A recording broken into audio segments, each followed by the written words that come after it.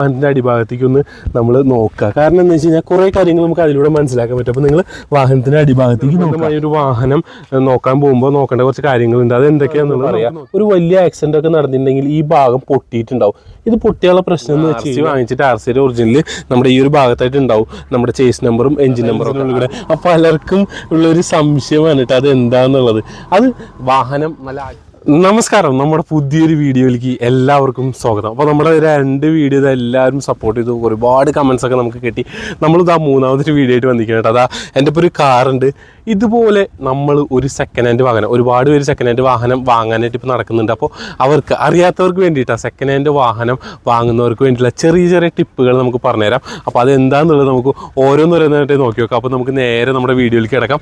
യൂട്യൂബിലാണെങ്കിൽ നിങ്ങൾ സബ്സ്ക്രൈബ് ചെയ്യുക, ഫേസ്ബുക്കിലാണെങ്കിൽ നമ്മുടെ പേജ് ഫോളോ ചെയ്യുക. അപ്പോൾ നമുക്ക് നേരെ വീഡിയോയിലേക്ക് വാഹനം വാങ്ങാൻ ഉദ്ദേശിക്കുന്നുണ്ടെങ്കിൽ ആദ്യം തന്നെ നമ്മൾ വാഹനം മൊത്തത്തിലൊന്ന് നോക്കണം. വാഹനത്തിൻ്റെ ഫ്രണ്ട് ഭാഗം, അതുപോലെ തന്നെ സൈഡ്, ബാക്ക്, ഈ ഭാഗങ്ങളിലൊക്കെ ഫുള്ളായിട്ട് നിങ്ങൾ എന്ത് ചെയ്യണം, ഒന്ന് കവർ ചെയ്ത് നോക്കണം. മൊത്തത്തിൽ എന്തെങ്കിലും തരത്തിൽ വാഹനം തട്ടിയിട്ടുണ്ടോ അല്ലെങ്കിൽ എന്തെങ്കിലും തരത്തിലുള്ള വാഹനത്തിൽ എന്തെങ്കിലും പാടുകളോ കാര്യങ്ങളോ ഉണ്ടോ എന്നൊക്കെ നിങ്ങൾ മൊത്തത്തിൽ ആദ്യം എന്ത് ചെയ്യണം, വാഹനം ഒന്ന് റൗണ്ട് ചെയ്ത് നോക്കുക. അതിന് ശേഷം നമ്മൾ എന്ത് ചെയ്യണം, വാഹനത്തിൻ്റെ അടിഭാഗത്തേക്ക് പരമാവധി നമ്മൾ വാഹനത്തിൻ്റെ അടിഭാഗത്തേക്ക് ഒന്ന് നമ്മൾ നോക്കുക. കാരണം എന്താ വെച്ച് കഴിഞ്ഞാൽ കുറേ കാര്യങ്ങൾ നമുക്ക് അതിലൂടെ മനസ്സിലാക്കാൻ പറ്റും. അപ്പോൾ നിങ്ങൾ വാഹനത്തിൻ്റെ അടിഭാഗത്തേക്ക് നോക്കുക.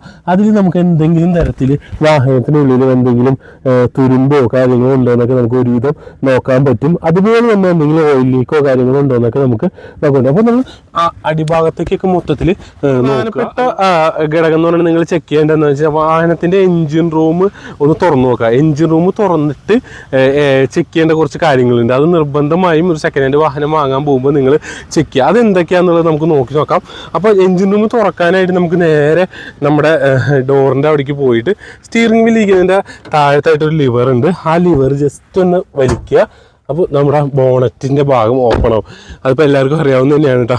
അപ്പോൾ ഈ ബോണറ്റിൻ്റെ ഭാഗം ഒന്ന് ഓപ്പൺ ആക്കുക. ജസ്റ്റ് ഇതൊന്ന് വലിച്ചതിന് ശേഷം ഇതൊന്ന് ഓപ്പൺ ആക്കുക. അതിന് ശേഷം നമ്മുടെ ഈ ഒരു സൈഡ് സ്റ്റാൻഡ് നമ്മളൊന്ന് വയ്ക്കാം. അത് വെച്ചിട്ട് ഇത് സുരക്ഷിതമായിട്ട് തന്നെ ഇവിടെ തന്നെ വയ്ക്കുക കേട്ടോ.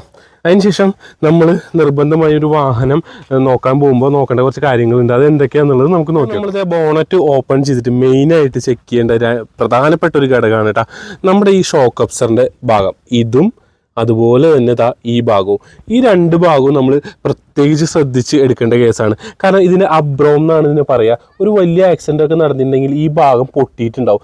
ഇത് പൊട്ടിയുള്ള പ്രശ്നം എന്ന് വെച്ച് കഴിഞ്ഞാൽ നമ്മുടെ വണ്ടിയുടെ വീൽ അലൈൻമെൻറ്റും അതുപോലത്തെ കാര്യങ്ങളൊക്കെ കുറച്ച് കംപ്ലൈൻ്റ് ആയിരിക്കും.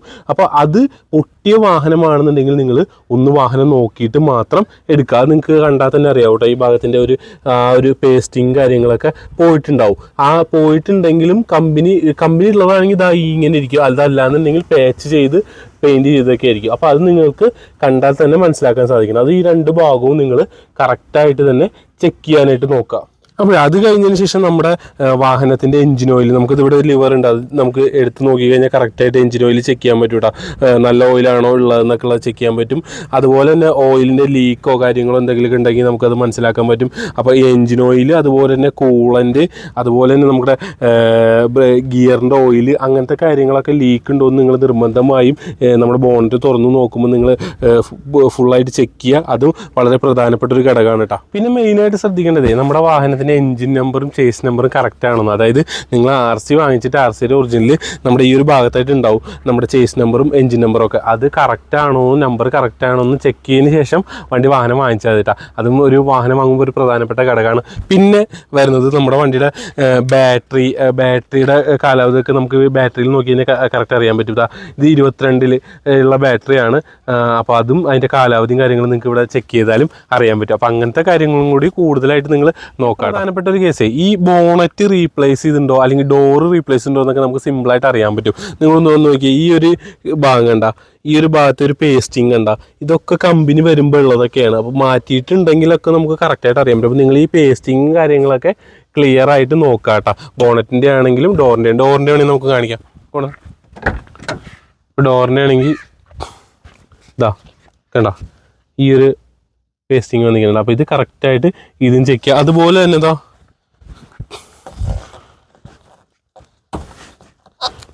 ഇവിടെ കണ്ട ഓരോ പഞ്ചിങ് കണ്ട, ആ കാര്യങ്ങളും കൂടി നോക്കിയണ്ട. ഇതൊക്കെ ഒന്നും മാറിയിട്ടില്ല, കമ്പനി വന്ന പോലെ തന്നെയാണ് ഇരിക്കുന്നത്. അപ്പോൾ അതും നിങ്ങൾക്ക് ശ്രദ്ധിക്കുക, അത് എല്ലാ ഡോറിലും നമുക്ക് നോക്കാൻ പറ്റും കേട്ടോ. അതുപോലെ നമുക്ക് ഡിക്കിയുടെ ഭാഗത്തേക്കൊക്കെ വന്നു കഴിഞ്ഞാൽ നമുക്ക് ഡിക്കിയുടെ ആ ഒരു മോൾ ഭാഗത്തൊക്കെ നോക്കി കഴിഞ്ഞാൽ ഈ ഒരു പേസ്റ്റിങ് കാര്യങ്ങളൊക്കെ ഉണ്ട്, അതും കമ്പനി വന്ന പോലെ തന്നെ ഇരിക്കണം. അപ്പോൾ ഇതൊക്കെ മാറ്റിയിട്ടുണ്ടെങ്കിൽ നമുക്ക് കറക്റ്റായിട്ട് അറിയാൻ പറ്റും. അപ്പോൾ അതും ക്ലിയർ ആയിട്ട് ഇപ്പോൾ എല്ലാ ഭാഗവും ചെക്ക് ചെയ്യണോടൊപ്പം നിങ്ങൾ കുറച്ച് സമയം എടുത്തിട്ടായാലും ഈ ഭാഗം കൂടിയൊക്കെ ഒന്ന് ചെക്ക് ചെയ്ത് കഴിഞ്ഞാൽ നല്ല വൃത്തിയായിട്ട് നമുക്ക് വണ്ടി വാങ്ങാൻ പറ്റും കേട്ടോ. പിന്നെ പ്രധാനപ്പെട്ട ഒരു ഘടകമാണ് നമ്മുടെ വാഹനത്തിൻ്റെ ഗ്ലാസ്സുകൾ റീപ്ലേസ് ചെയ്തിട്ടുണ്ടോ എന്ന് നമുക്ക് അറിയാൻ പറ്റും. അതിൽ നമുക്കിതാ കൊല്ലം എഴുതിയിട്ടുണ്ടാവും, ഗ്ലാസിൻ്റെ കൊല്ലങ്ങൾ നമുക്ക് എഴുതിയിട്ടുണ്ടെങ്കിൽ 2008. അപ്പോൾ നമുക്ക് എല്ലാ ഗ്ലാസ്സിലും പോയിട്ട് ഇത് ചെക്ക് ചെയ്യാൻ പറ്റും. അപ്പോൾ നമുക്ക് എന്ത് ചെയ്യാം, കറക്റ്റായിട്ട് ഗ്ലാസ് മാറ്റിയിട്ടുണ്ടോ എന്ന് ക്ലിയർ ആയിട്ട് അറിയാൻ പറ്റും. ഇതിലൊക്കെ കറക്റ്റാണ്, കണ്ട ഇതിൽ ബാക്ക് ഗ്ലാസ്സിലും കറക്റ്റാണ്. അതുപോലെ എല്ലാ ഗ്ലാസ്സുകളിലും ഇത് കൊല്ലം എഴുതിയിട്ടുണ്ടാവും. അപ്പോൾ അത് നമുക്ക് ക്ലിയർ ആയിട്ട് തന്നെ ചെക്ക് ചെയ്യാൻ പറ്റും. അപ്പോൾ ഗ്ലാസ് മാറിയിട്ടുണ്ടോ കാര്യങ്ങളൊക്കെ നമുക്ക് ഇതിലൂടെ അറിയാൻ പറ്റും. അതുപോലെ പുതിയ വാഹനമാണെന്നുണ്ടെങ്കിൽ നമുക്ക് കോഡായിരിക്കും, ഒരുതരം കോഡ് EF E6 അങ്ങനത്തെ കോഡായിരിക്കും. അത് വെച്ചിട്ട് എല്ലാത്തിലും അങ്ങനെയാണെന്നുണ്ടെങ്കിൽ കറക്റ്റായിട്ട് നമുക്ക് അത് മനസ്സിലാക്കി വാഹനത്തിൻ്റെ ഗ്ലാസ് മാറിയിട്ടുണ്ടോ എന്ന് മനസ്സിലാക്കാൻ സാധിക്കും. ഇനി നമുക്ക് വാഹനം ഒന്ന് സ്റ്റാർട്ട് ചെയ്ത് നോക്കിയിട്ട് അതിൻ്റെ കാര്യങ്ങൾ നോക്കാം. അപ്പോൾ നമ്മൾ സ്റ്റാർട്ട് ചെയ്തതിന് ശേഷം എന്ത് ചെയ്യണം, ഒരാൾ സ്റ്റാർട്ട് ചെയ്യുക, ഒരാൾ ബോണറ്റ്. നിങ്ങൾ വാഹനം വാങ്ങാൻ പോകുമ്പോൾ പരമാവധി ഒരാളെ കൂടെ കൊണ്ടുവരുന്നതായിരിക്കും നല്ലത്. അപ്പോൾ സ്റ്റാർട്ട് ചെയ്തതിന് ശേഷം ബോണറ്റ് ഓപ്പൺ ചെയ്തിട്ട് നമ്മൾ അതിൻ്റെ സൗണ്ട് നമുക്ക് മനസ്സിലാക്കാൻ പറ്റും, എന്തെങ്കിലും തരത്തിലുള്ള സൗണ്ട് ഓവറായിട്ട് വരണ്ടോ എന്നൊക്കെ നമുക്ക് ഇവിടെ ആക്സെപ്റ്റ് കൊടുക്കുമ്പോൾ അവിടെ മനസ്സിലാക്കാൻ സാധിക്കും. അപ്പോൾ അതും കൂടി ഒന്ന് ചെക്ക് ചെയ്യുക. അപ്പോൾ നമുക്ക് അതിനെ സ്റ്റാർട്ട് ചെയ്ത് നോക്കാം. സ്റ്റാർട്ട് ചെയ്ത് നോക്കിയിട്ട് നമുക്ക് നേരെ അങ്ങോട്ട് പോയിട്ട് നമ്മൾ വാഹനം സ്റ്റാർട്ടാക്കിയിട്ടുണ്ട്. ഇനി നമുക്ക് ബോണറ്റ് ഓപ്പൺ ചെയ്തിട്ട് നോക്കാം. ഒന്ന് ആക്സിലേറ്റർ കൊടുത്തേ. ഇപ്പോൾ നോർമലായിട്ട് വേറെ ശബ്ദങ്ങളൊന്നും നമുക്ക് ഇതിൽ വരുന്നില്ല, നോർമൽ വാഹനത്തിൻ്റെ ശബ്ദമാണ്, വേറെ ഓവറായിട്ടൊന്നും നമുക്ക് ഇതിൽ വരുന്നില്ല. അപ്പോൾ വലിയ കുഴപ്പങ്ങളൊന്നും ഇല്ല നമുക്ക് മനസ്സിലാക്കാം. അതിനുശേഷം ചെയ്യേണ്ട കേസ്, ഈ ആക്സിലേറ്റർ കൊടുക്കുമ്പോൾ തന്നെ നമ്മൾ ജസ്റ്റ് ഒന്ന് ബാക്കിലേക്ക്, നമ്മുടെ വാഹനത്തിൻ്റെ ബാക്കിലേക്ക് ഒന്ന് പോവുക, സൈലൻസറിൻ്റെ ഭാഗത്തേക്ക് കേട്ടോ, സൈലൻസിൻ്റെ ഭാഗത്തേക്ക് ഒന്ന് പോവുക. ഒന്ന് ആക്സിലേറ്റർ കൊടുത്തേ.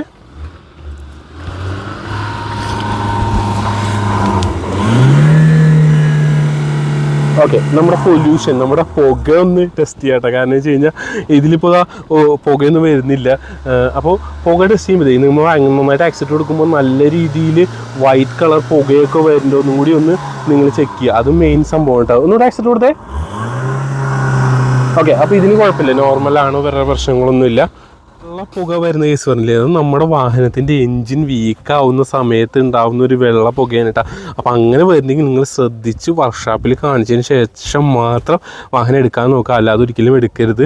അപ്പോൾ അതും കൂടി നിങ്ങൾ ഇതിൻ്റെ ഒപ്പം നമ്മുടെ ഈ വാഹനത്തിൻ്റെ വെള്ളം വന്നിരിക്കുന്നുണ്ടോ സൈലൻസിൻ്റെ ഉള്ളിൽ കൂടെ. അപ്പോൾ പലർക്കും ഉള്ളൊരു സംശയമാണ് കേട്ടോ അത് എന്താണെന്നുള്ളത്.